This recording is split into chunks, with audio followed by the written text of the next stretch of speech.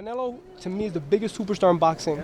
From young kids to grandmothers, they all love him. What does the win over Miguel Cotto mean to him and to his legacy and to the world of boxing? I think it's a signature. I think it would be a signature victory for Canelo to show people that not only is he the guy in boxing right now when it comes to being that mega superstar, not superstar, but mega superstar, based on the numbers and based on butts in the seats. Business people in boxing, that's how they measure your status and superstardom. And so Canelo had proved that over and over, but this now becomes when you have a dance partner like a Cotto and you have a future Hall of Famer and you have other opponents after that, you have to look at it as a situation. This is the Canelo of his time, but also a rebirth of the past.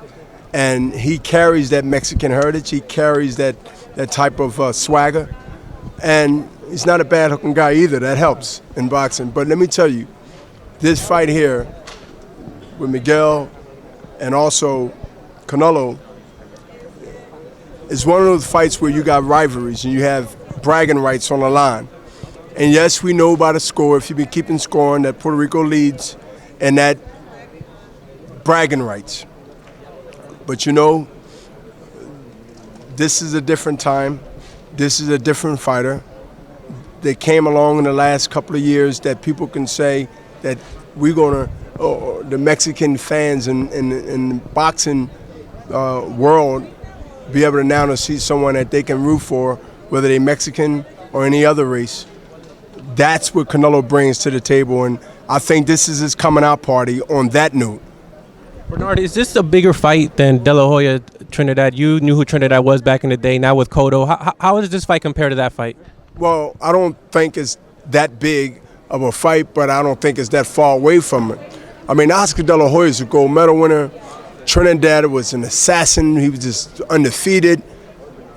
I mean, but the magnitude of the hype and the bragging rights on both sides is the same, or even more.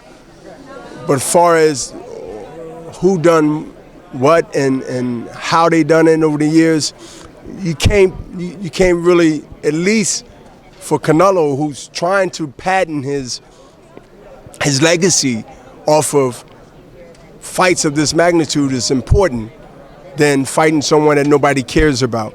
So when it comes to matching those legacies up, I mean, Oscar and Trinidad, I mean, come on, listen, let's have fun watching them try to come do half of what both of those guys have done in their whole career, let alone in their careers, Oscar and Trinidad. But we got a foundation to start from. See, the thing is, we can talk about the ifs and what ifs, but we have a foundation of two proud champions that have the country on their backs. To me, I'll take that to start first, than anything. And that's built off that come this Saturday on HBO pay-per-view and Ring TV. I know it's going to be one of those fights where people are going to be talking about. It's not even, you don't even have to hype this fight. This fight is like, I'm like kind of like, you know, I'm a little upset that I can't really hype it the way I want to hype it because it become an overkill. This fight sells itself. And you can't say that about every fight that comes up, even though those fights be good matchups.